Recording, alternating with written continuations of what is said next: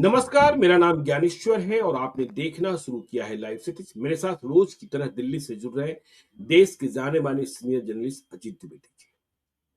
अजीत जी, आज क्या चर्चा करें?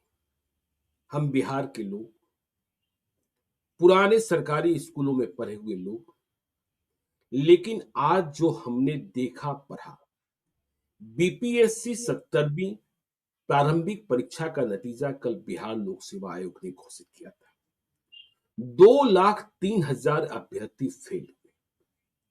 देखिए, आरोप तो यह लग रहा था कि प्रश्न पत्र जो है वह बहुत ही सरल है, वह बीपीएससी के लायक है ही नहीं।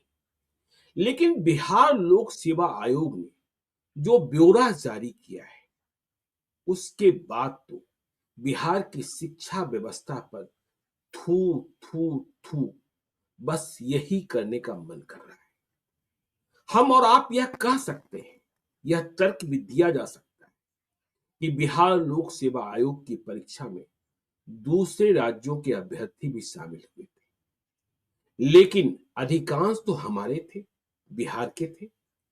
और जब इतने सरल प्रश्न थे, देखिए, अब तो यह बात 100% नहीं, 1000% प्रमाणित हम कह सकते हैं कि बिहार के स्कूलों में पढ़ाई नहीं हो रही है, विश्वविद्यालयों की डिग्रियां बिक रही हैं। जब शिक्षक भर्ती परीक्षा के नतीजे आए थे, तब भी हम लोगों ने चर्चा की थी कि फिजिक्स में पास मार्क्स वाले भी टीचर नहीं मिले, हिंदी के शिक्षक नहीं मिले। लेकिन बीपीएससी की परीक्षा में जो शामिल होता है, वह कम से कम, देखिए, उनके माता पिता की हसरत क्या होती है, मुझे उनके चेहरे याद आते हैं। माता पिता सोचते हैं मेरा बेटा डीएसपी बनेगा, मेरा बेटा एसडीएम बनेगा। परीक्षा देने के लिए, परीक्षा का फॉर्म भरने के लिए पैसे खर्च करने होते हैं, फिर परीक्षा केंद्रों पर जाना होता है। हम उन माता पिता के चेहरों को याद कर रहे हैं जो अपने बच्चों को साथ लेकर आते हैं। लेकिन नतीजे आए तो बिहार लोक सेवा आयोग ने क्या बताया कि देखिए, 2,03,000 जो अभ्यर्थी फेल हुए हैं, उनमें 1,70,485 श्रेयसी सिंह बिहार विधानसभा के सदस्य हैं, जिन्होंने पेरिस ओलंपिक 2024 जीता था, भारत का प्रतिनिधित्व किया था। जीता नहीं, मतलब प्रतिनिधित्व किया। वह बिहार के किस निर्वाचन क्षेत्र से चुनी गई है, इसका जवाब 1,70,485 परीक्षा। बाहर वाले भी होंगे, लेकिन हमारे राज्य वाले। अब देखिए, विष्णुपद मंदिर से संबंधित सवाल सोचिए। विष्णुपद मंदिर गया और 1,49,973 अभ्यर्थी विष्णुपद मंदिर को नहीं जानते। वहां पर्यटन को बढ़ावा देने के लिए जो योजना चल रही है, इसके बारे में पूछा गया था। 1,49,975 जरे कहां खोखली हो गई। 50,503 अभ्यर्थियों को पटना साहिब तख्त हरि मंदिर के बारे में पता नहीं। फिर किस शिक्षा व्यवस्था की हम बात कर रहे हैं और कौन सी पढ़ाई हम पढ़ा रहे हैं? यह तो आश्चर्य की बात है ना। ऐसी डिग्रियों का क्या मोल है?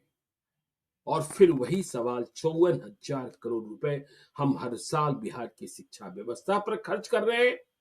और खर्चे के अलावा जो लूट मची है, बेतिया के डीओ साहब, 4,36,00,000 रुपए नकदी मिले हैं अजीत जी, और कहने वाले कह रहे हैं कि 200 करोड़ से अधिक की संपत्ति है। जब हमने और आपने डीओ साहब की चर्चा शुरू की, तो मैं कल रात अपने मेल को चेक कर रहा था, तो करीब आधे दर्जन डीओ के खिलाफ लोगों ने लंबी लंबी शिकायतें भेजी है। मैं पढ़ नहीं पाया हूं, कल रविवार है, पढ़ने की कोशिश करूंगा। तो ये गंध मची। हमने बेतिया के डीओ साहब के बारे में जानकारी हासिल की, हेडमास्टर हेडमिस्ट्रेस का फर्जी साइन बनाकर जिन कंपनियों ने सामान की आपूर्ति नहीं की है, उन्हें भुगतान कराया। तो ऐसे में तो इन स्कूलों को बंद कर देना चाहिए, जब आपको विष्णुपद मंदिर का पता न हो, जब आपको तख्त हरिमंदिर साहब के बारे में पता न हो, और आप बीपीएससी की परीक्षा देने चले। यह भ्रष्टाचार नहीं, मतलब यह कह सकते हैं गंगोत्री ही प्रदूषित हो गई है, गंगा कहां बहेगी। अजीत जी, बिहार की इस स्थिति को देखते हुए आज तो मैं बहुत ही शर्मिंदा हूं, और क्या कहें, किसको कहें और किसको सुनाएं, बात समझ में आती नहीं।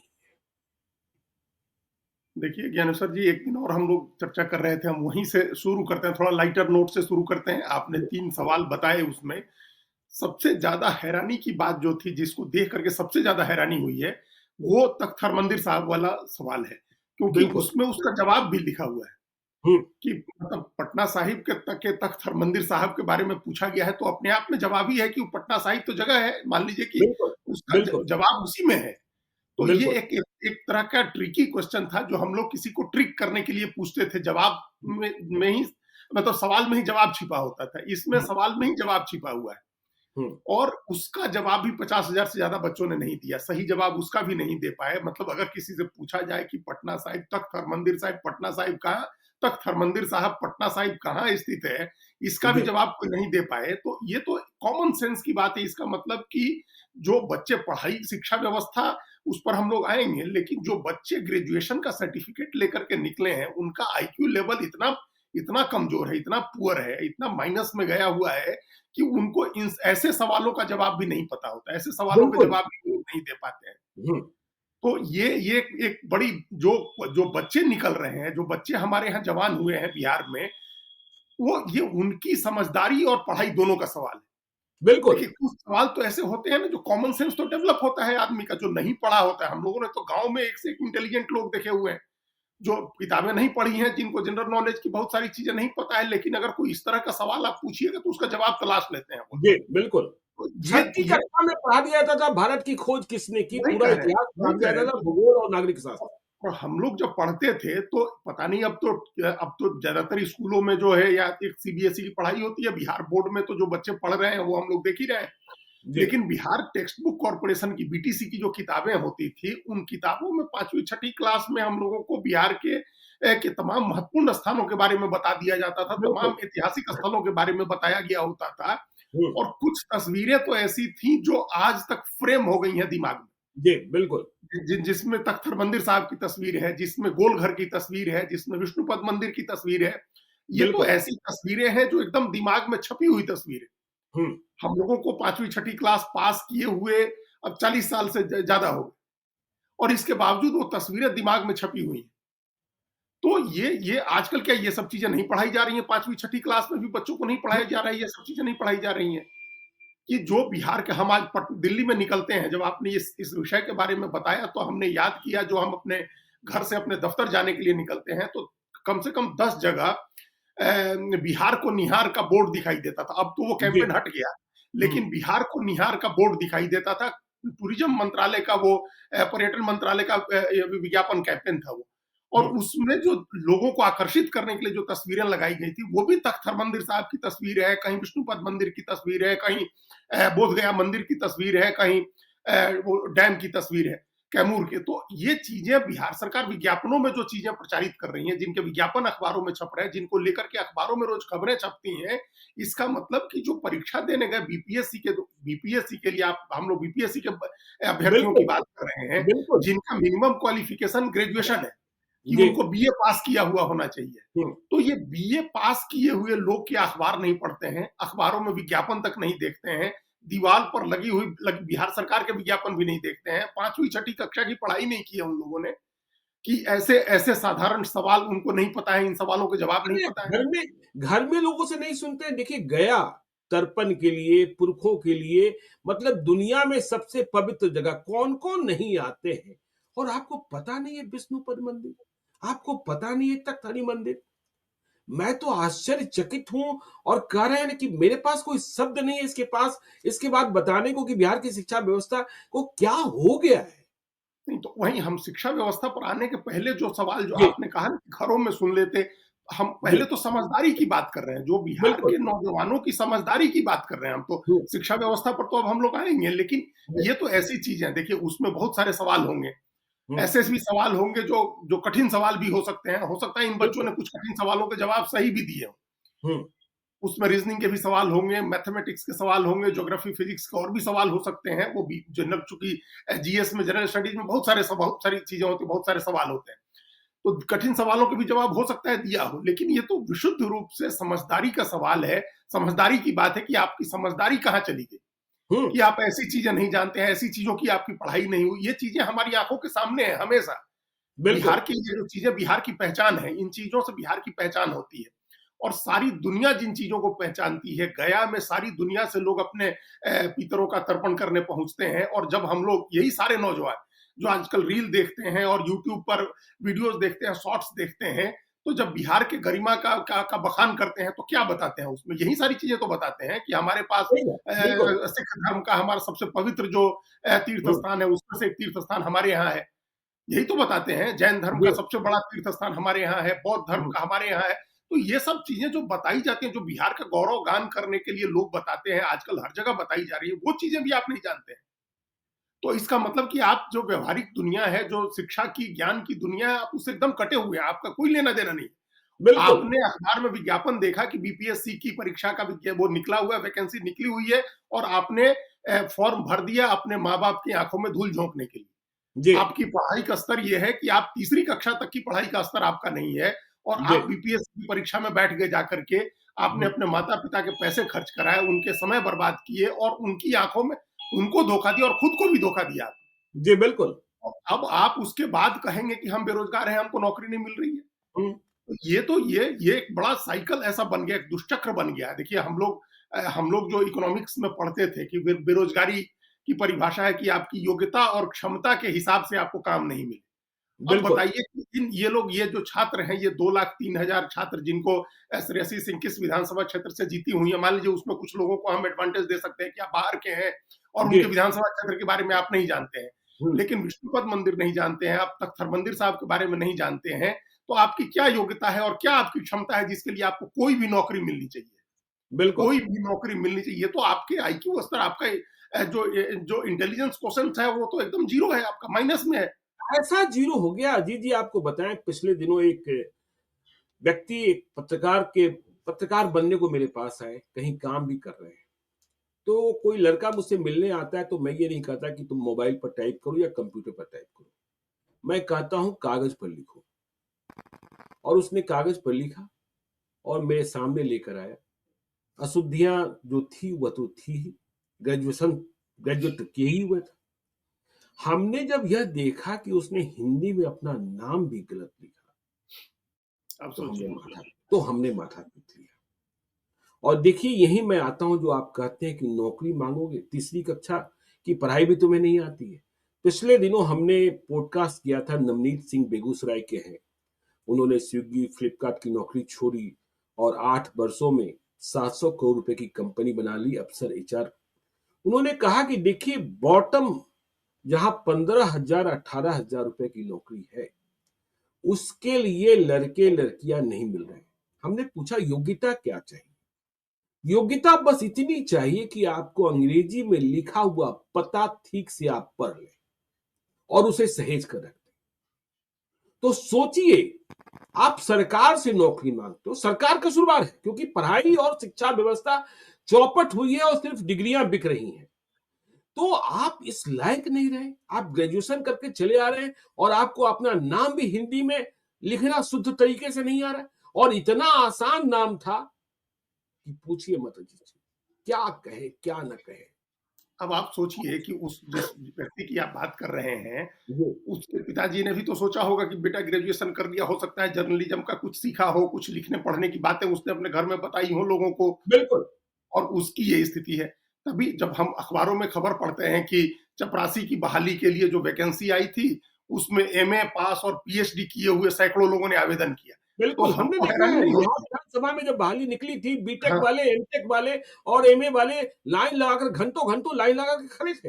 हाँ, तो उसमें हमको हैरानी नहीं होती है ज्ञानेश्वर जी, हमको जी, लगता है कि वो सारे लोग इसी तरह की पढ़ाई-लिखाई वाले हैं कि उनमें योग्यता तो चपरासी बनने की है, जी, लेकिन उनके पास डिग्री एमए, बीए की और एमबीए, बीए और बीटेक, एमटेक की हो गई है।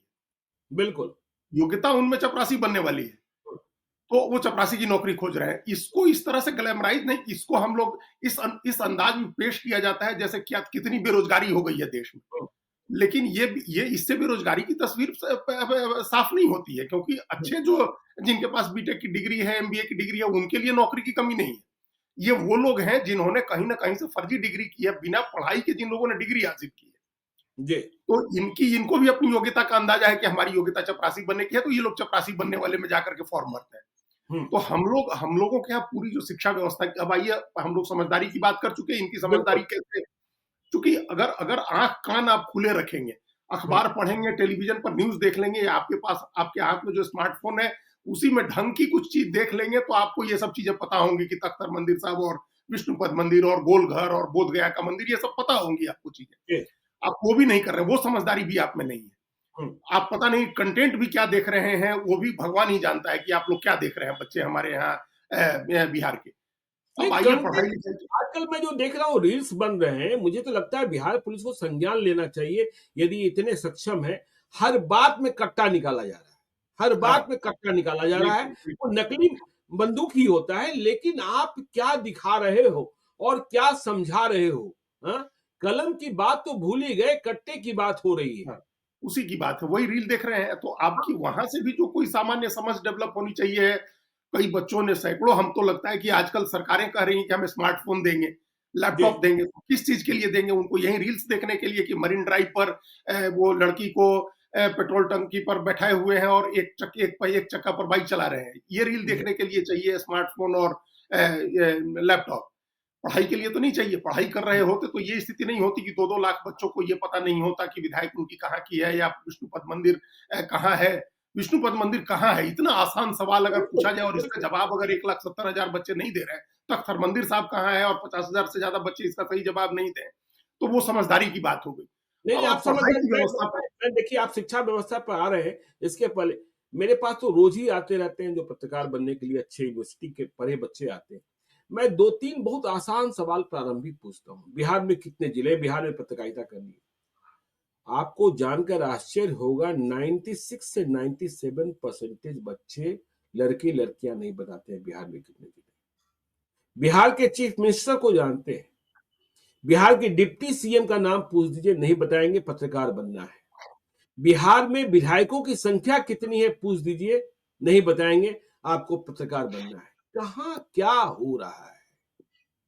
हाँ, तो यही अब यहीं से इसी से शिक्षा व्यवस्था की बात जी, शुरू करें। हम लोग एक दिन पिछली बिल्कुल, बार भी जब हम लोग शिक्षक बहाली में भाषा के शिक्षक नहीं मिले थे, हिंदी, उर्दू बिल्कुल। और पाली प्राकृत के और मगधी भोजपुरी और के भोजपुरी और मैथिली के मगही और मैथिली भोजपुरी के इस हाँ, शिक्षक नहीं मगही मिले बिल्कुल थे। नहीं मिले। जी, तो उस जी, दिन भी हम लोगों ने चर्चा की थी, तो एक मेरा ये उस समय भी मानना था और आज भी फिर हम उसको दोहरा रहे हैं कि पंचायत के ज़रिए, मुखिया के ज़रिए जो शिक्षकों की बहाली हुई, वो शिक्षा की दुर्व्यवस्था की शुरुआत हम लोग मान सकते हैं।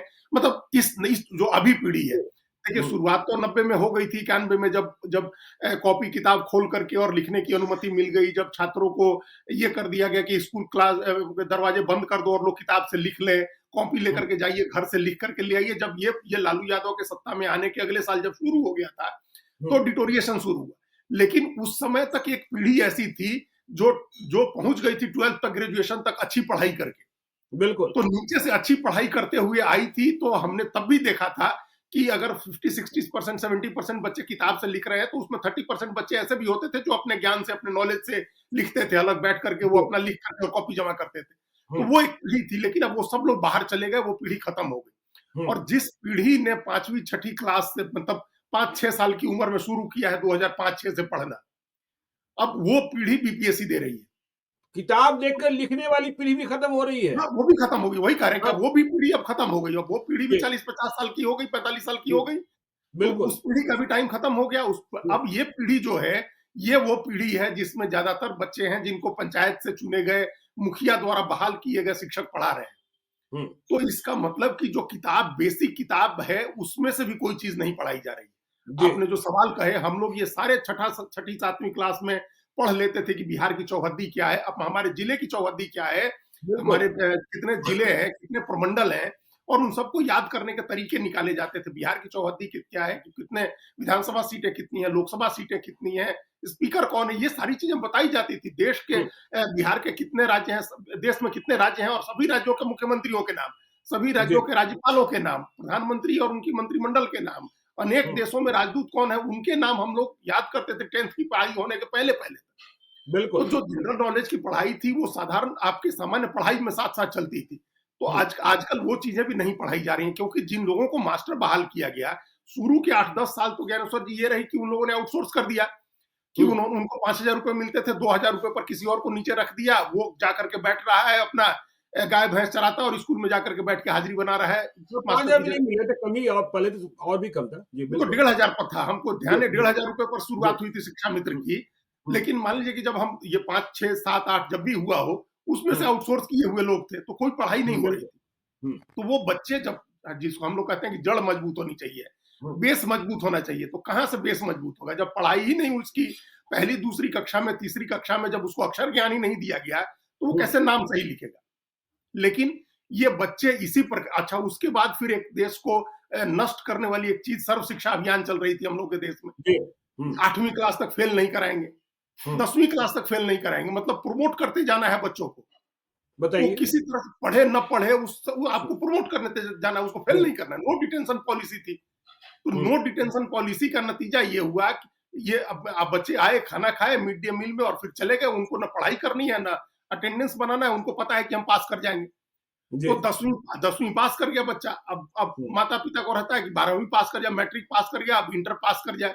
आपने इंटर कहीं से डिग्री मिल रही है तो पढ़ाई करके तो नहीं किया, लेकिन डिग्री ले ली। अब 10वीं तक तो उसने कोई पढ़ाई की नहीं है, तो उसका बेस इतना कमजोर है, उसका अक्षर ज्ञान, उसके समझने की शक्ति इतनी कमजोर है कि 10वीं 8वीं के बच्चे ज्ञानेश्वर जी बिहार के जोड़ गणित नहीं कर पाते हैं, जोड़ नहीं कर पाते हैं, गुना जी, घटाव नहीं कर बिल्कुल। पाते। हुँ, और अभी इसका नतीजा ये है, दो दो आंकड़े हम आपको अभी देना चाहेंगे, अपने सारे दर्शकों को भी हम बताएंगे। एक जी, परफॉर्मेंस ग्रेडिंग इंडेक्स होता है, ये हुँ, पूरे देश के स्कूली शिक्षा का अध्ययन करने के लिए, स्कूली शिक्षा का स्तर पता करने के लिए एक परफॉर्मेंस ग्रेडिंग इंडेक्स तैयार होता है। अभी जी, इस एक दो साल का तो नहीं है, लेकिन ये 22 तक का है। हुँ, उसके हिसाब से बिहार नीचे से सेकंड लास्ट है। सोचिए, अगर सोचिए, 36 राज्यों केंद्र शासित प्रदेशों की एक सूची बनी है, तो हम लोग सोचिए, 35वें स्थान पर हैं परफॉर्मेंस ग्रेडिंग इंडेक्स में। 36वें पर कौन है ये भी? हाँ, वो भी एक देखने की बात होगी, वो जी, 36वां हमने देखा नहीं, लेकिन वो कहीं को पता नहीं कौन-सा स्टेट है जो बिल्कुल, हम लोगों से भी नीचे है, हुँ, जहाँ के बच्चों को अक्षर ज्ञान में समस्या है, हुँ, जहाँ के बच्चे लिखा हुआ देख करके पढ़ नहीं पाते हैं, जहाँ के बच्चे साधारण जोड़, घटाव, गुणा, भाग नहीं कर पाते। जोड़, सोचिए। घटाव, गुणा, भाग तो बहुत दीर्घ, मतलब लिखा हुआ नहीं पढ़ पाना, हिंदी में लिखा हुआ नहीं पढ़ पाना। हाँ, कहाँ से पढ़ेंगे? और यहाँ और जब दूसरा, ग्रेजुएट किया हुआ बच्चा अपना नाम सही नहीं लिख रहा है, तो वो कहाँ से पढ़ेंगे? हाँ, और दूसरा जो डाटा है, आंकड़ा है, वो जी, है स्कूल एजुकेशन क्वालिटी इंडेक्स। हुँ, तो ये भी भारत सरकार की संस्थाएं सब तैयार करती हैं। स्कूल एजुकेशन क्वालिटी इंडेक्स में भी हम लोग बॉटम 5 में हैं, बॉटम मतलब 5 में। सेकंड लास्ट से थोड़ा ऊपर हैं, जी, लेकिन बॉटम 5 में है। सबसे नीचे जो 5 राज्य हैं, उन राज्यों हुँ, में है। जी, तो बाकी राज्य तो ऐसे हैं, कुछ राज्य ऐसे भी होंगे जहां नक्सल का प्रॉब्लम है या हाँ, अलगाववाद की हाँ, समस्या है। तो हम लोग के यहाँ तो ऐसा कुछ नहीं है ना। हम लोग कुछ तो नहीं है, बिहार कुछ नहीं है। एक ज्ञान की धरती है। हम लोग बताते हैं कि ज्ञान की परंपरा तो हम ही से शुरू हुई है। भाई आज भी याद कीजिए, अजीत जी, दादा-दादी की कहानियाँ और नाना-नानी की कहानियों में इतना बल होता था और हाँ, इतनी बातें होती थी कि आप सब कुछ सीख लेते थे। हाँ, तो वही कार्य, तो वो भी, वो सारी चीजें भी खत्म हो गई कि हाँ, दादा-दादी, नाना-नानी भी बच्चों को कुछ नई कहानियाँ सुना रहे हैं। हाँ, बिहार के महापुरुषों के बारे में नहीं बताया जा रहा है, बिहार के धार्मिक स्थलों के बारे में नहीं बताया जा रहा है, बिहार के ऐतिहासिक स्थलों के बारे में नहीं बताया जा रहा है। हुँ, ये बेसिक चीज़ें जो परिवार में शिक्षा की परंपरा थी, वो परिवार में शिक्षा की परंपरा खत्म हो गई। माँ-बाप के पास इतना समय नहीं है, और स्कूलों में पढ़ाई के नाम पर मिड डे मील चलता था, और नो डिटेंशन पॉलिसी के तहत आपको पास कराते जाना है आगे। जी, तो इससे जो सत्यानाश हुआ है, उस सत्यानाश का नतीजा ये है कि अक्षर ज्ञान नहीं है बच्चों को। बच्चे के पास ग्रेजुएशन की डिग्री है, और वो दीवार पर हिंदी में लिखा हुआ नहीं पढ़ पाता है। हुँ, अब आप सोचिए, साक्षरता की दर आज भी बिहार में, साक्षरता की दर 70% है। हुँ, बताइए 70% अभी 30% ऐसा कौन आदमी है जिसको अक्षर ज्ञान नहीं है बिहार में? बताइए, बिल्कुल, तो बिल्कुल। ये अब जो है, अब काला अक्षर पता नहीं क्या, इस तरह की बातें हम लोगों के यहाँ कही जाती थी पहले। अगर कोई आदमी मतलब तीसरी क्लास का बच्चा अगर ठीक से नहीं पढ़ पाए, दीवार पर लिखा हुआ या किताब पर लिखा हुआ, तो लोग उसका मजाक उड़ाते थे। हुँ, ट्रांसलेशन पढ़वाया जाता था, गांव गांव में बच्चों को ट्रांसलेशन करना। मैथ्स में ऐसे ब्रिलियंट स्टूडेंट हम लोग के यहाँ होते थे, साधारण गांव का बच्चा जो हुँ। साधारण गांव के स्कूल में पढ़ रहा है, और आज बीपीएससी की परीक्षा दे रहा है, उसको ऐसी बेसिक चीजें नहीं पता है बिहार के और बारे में। आप तो गाँव की बात कर रहे हैं, देखिए गाँव के खलिहान की बात कर लीजिए, गाँव की बैठकी की बात कर लीजिए, जो निरक्षर लोग होते थे, जो पढ़े-लिखे लोग नहीं होते थे, वह भी सुबह जमा होते थे और कोई पढ़ा हुआ व्यक्ति अखबार पढ़कर उन्हें सुनाता था बिल्कुल, और बिल्कुल। इतना सामान्य ज्ञान तो हासिल कर ही लेते थे। हाँ, और पन्ने-पन्ने अलग-अलग करके लोग अखबार पढ़ते बिल्कुल। थे भाई, ये सारी चीज़ें हुँ, लोगों को पता होती थी। जी, अब आप इन बच्चों से कैसे उम्मीद करेंगे कि अब बिहार के ही जब ऐतिहासिक स्थलों के बारे में नहीं पता है, तो देश के बारे में तो इनको क्या ही जानकारी होगी। हाँ, लेकिन इनसे देश की महानता पर, देशभक्ति पर, राष्ट्रवाद पर, इनसे तमाम चीज़ों पर भाषण करा लीजिए, ये सब आ जाएँगे आपके सामने बयान देने के लिए। जी, तो ये एक अलग संकट है बिहार का कि हुँ, मैक्सिमम समय लोगों का दूसरी चीज़ों में जा रहा है, दिमाग दूसरी चीज़ों में जा रहा है, और हुँ। ये एक एक कई योजनाएँ हैं सरकार की। देखिए इस महाकुंभ में पेट्रोल, स्नान करना ज़रूरी है।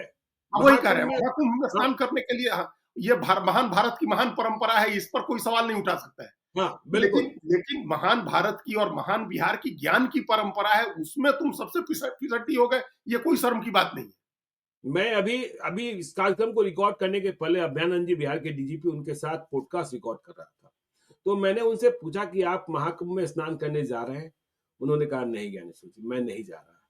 तो मैंने कहा कि भगवान में आस्था है? उन्होंने कहा अटूट आस्था है। महादेव में विश्वास करता हूँ और ज़िंदगी में कई बार ऐसा हुआ है कि भगवान ने साक्षात खड़े होकर मेरी जान बचाई है। हाँ, लेकिन इसके लिए आवश्यक नहीं है कि मैं महाकुंभ में जाकर स्नान ही कर लूँ। हाँ।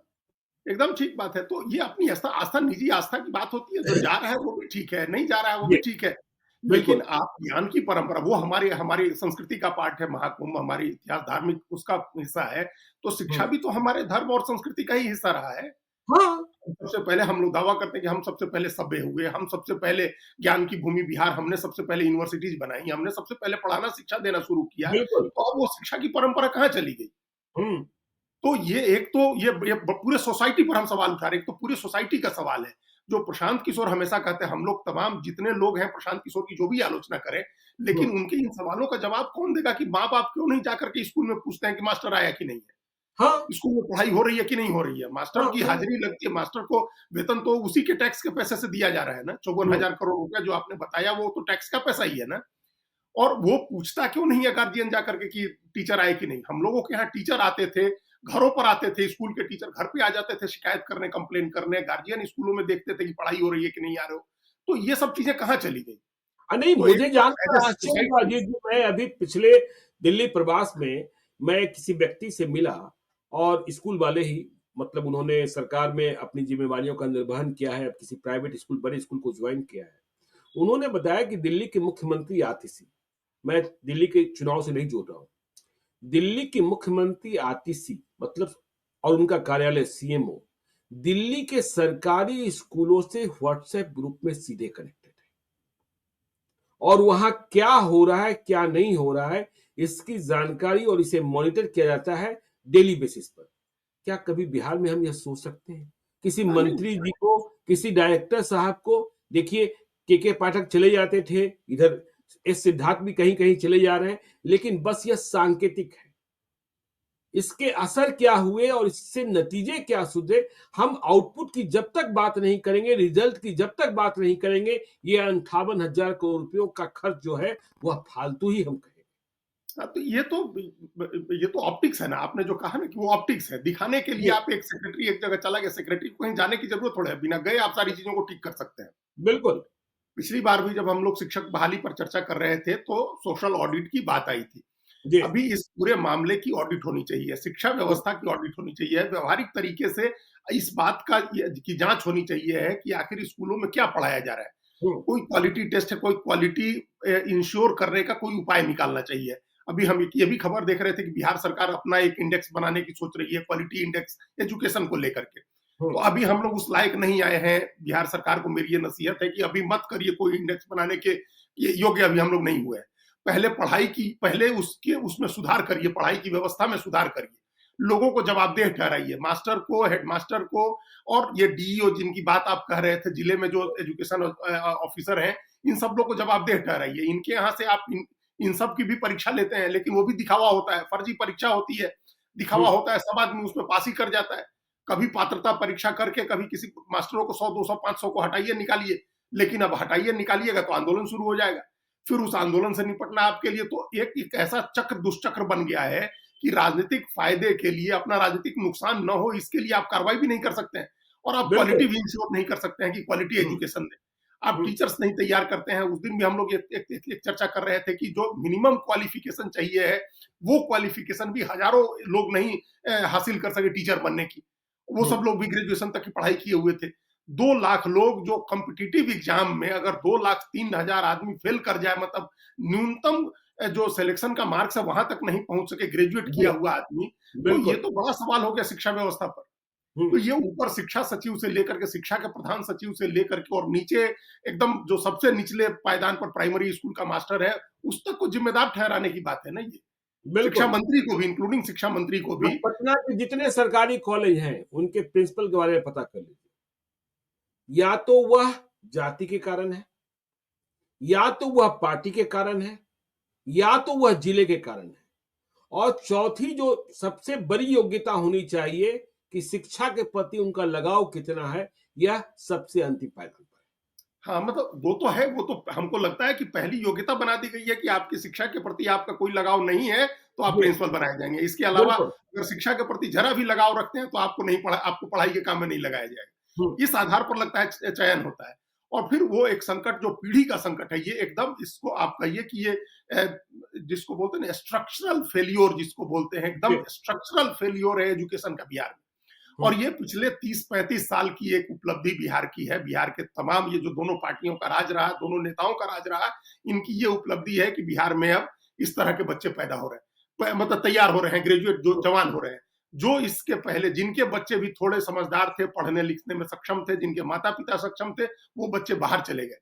और वहां जो बच्चे रह गए, जो वंचित वर्ग के बच्चे रह गए, जिनकी कस्में खा करके इन दोनों पार्टियों ने 35 साल तक राज किया है, उनके साथ जो छल किया है इन लोगों ने, उनके साथ जो गद्दारी की है, ये उसकी मिसाल है। ये इससे स्पष्ट कोई तस्वीर नहीं हो सकती है कि पिछड़ों, दलितों, वंचितों, अल्पसंख्यकों के साथ किस तरह का की गद्दारी, किस तरह का छल हुआ है पिछले 35 साल बिहार में।